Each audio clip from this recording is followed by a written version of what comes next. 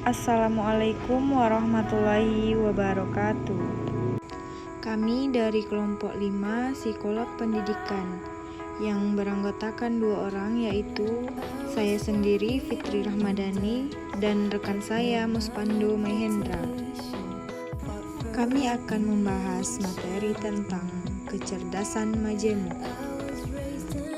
Yang pertama yaitu pengertian MI atau kecerdasan majemuk. Kecerdasan majemuk adalah salah satu teori belajar yang dikemukakan oleh Howard Gardner, seorang pakar pendidikan dan psikolog berkebangsaan Amerika, lahir dengan nama lengkap Howard R. Gardner pada tanggal 11 Juli 1943 di Scranton.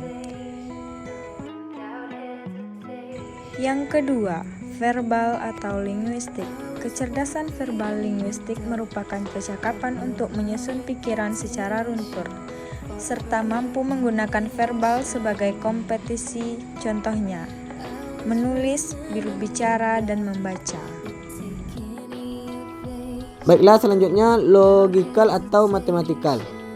Inteligensi matematikal logis atau logical mathematical intelligence adalah kemampuan yang berkaitan dengan penggunaan bilangan dan logika secara efektif.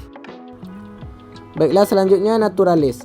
Kecerdasan naturalisme merupakan salah satu kecerdasan yang dimiliki oleh seorang anak dalam mengenali, memahami, melihat perbedaan, menggolongkan dan mengkategorikan apa yang ia lihat atau jumpai di alam atau lingkungan sekitarnya. Selanjutnya musikal atau ritmik. Berdasarkan pengertian di atas, dapat disimpulkan bahwa kecerdasan musikal adalah kemampuan yang dimiliki seseorang untuk mengingat rangkaian nada dan irama serta mengekspresikannya melalui aktivitas musik. Jadi selanjutnya yaitu visual atau spasial. Kecerdasan spasial atau visual merupakan kemampuan seorang untuk memahami, memproses, dan berpikir ke dalam bentuk visual. Kecerdasan spasial atau visual juga merupakan salah satu jenis kecerdasan majemuk.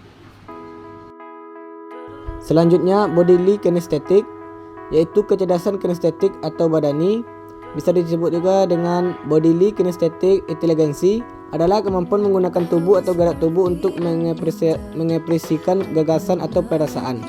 Kecerdasan kinestetik jasmanis adalah kecerdasan fisik. Kecerdasan ini mencakup bakat dalam mengendalikan gerak tubuh dan keterampilan dalam menangani benda. Selanjutnya interpersonal, yaitu kecerdasan interpersonal bisa dikatakan juga sebagai kecerdasan sosial. Diartikan sebagai kemampuan dan keterampilan seseorang dalam menciptakan relasi, membangun relasi, dan mempertahankan relasi sosialnya sehingga kedua belah pihak berada dalam situasi menguntungkan. Selanjutnya yaitu intrapersonal. Kecerdasan intrapersonal merupakan bagian dari kecerdasan emosional. Kecerdasan emosional meliputi cerdas dalam menyadari emosi, perasaan, dan motivasi diri. Baiklah, selanjutnya yaitu existentialis. Kecerdasan eksistensial adalah kemampuan menempatkan diri dalam hubungan dengan berbagai aspek eksistensial manusia. Misalnya makna hidup, arti kematian, nasib dunia fisik dan psikologis, serta pengalaman mendalam lainnya. Baiklah, selanjutnya usaha guru BK mengembangkan MI. Yang pertama, membangunkan atau memicu kecerdasan, yaitu upaya untuk mengaktifkan indera dan menghidupkan kerja otak. Yang kedua, memperkuat kecerdasan, yaitu dengan cara memberi latihan dan memperkuat kemampuan membangunkan kecerdasan. Yang ketiga, mengajarkan dengan atau untuk kecerdasan, yaitu upaya-upaya mengembangkan struktur pelajaran yang mengacu pada penggunaan kecerdasan ganda. Yang terakhir, mentransfer kecerdasan, yaitu usaha memanfaatkan sebagai cara yang telah dilatih di kelas untuk memahami realitas di luar kelas atau pada lingkungan nyata. Hanya sekian dari kami. Jika ada kesalahan dan kekurangan, kami mohon maaf.